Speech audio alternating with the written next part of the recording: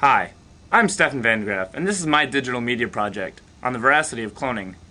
In today's day and age, it seems as if we as human beings can't agree on anything, especially on the issue of human cloning.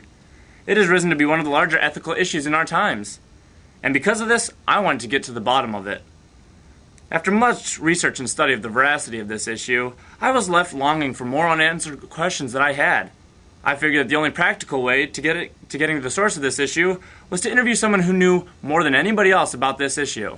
Not a scientist, but a pair of clones. I'd just like to thank you guys for joining me. Thank you for having us. Wow, you even speak in unison. Okay, so tell me, Patrick, what is it like to have a clone? What? Your clone. Is it weird to have one? He's more of a twin more than a clone. Right, well, you say tomato and I say tomato. No, I say tomato too. Can you tell me when you guys were cloned? I mean, we're twins, not clones. I don't understand. I don't follow. There's a really big difference between the two. Actually, there's not much of a difference at all, especially since you guys are identical twins. Can you remember when you were cloned, or twinned, if you prefer? Well, I don't really remember it, but we were probably in my mom's womb. I didn't realize that they had the technological advancements to do that. I mean, it's been happening since the beginning of time. Clearly, you haven't done much research. You're right, I haven't. Okay, well, I don't want to put you guys in an uncomfortable position, but I think there's an obvious pink elephant in this room that just has to be addressed. Do you guys switch classes often and pretend that you're the other clone? Yeah. Yes! I knew it. It's really helpful, actually. This is my final question now. Kyle, I'll direct this to you.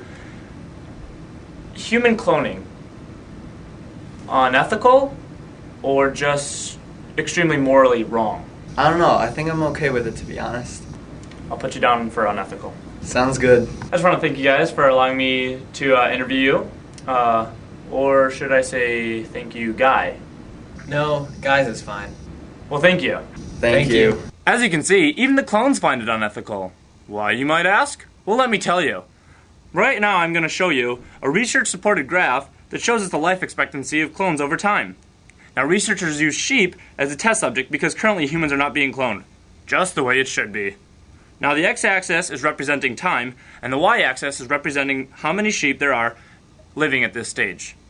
In other words, this is a clone sheep over time graph. Note how for a while, the clone sheep are doing just fine, living a normal life. That is, until they reach a certain age and they die. If the sheep can't handle it, then what chance do we as humans have?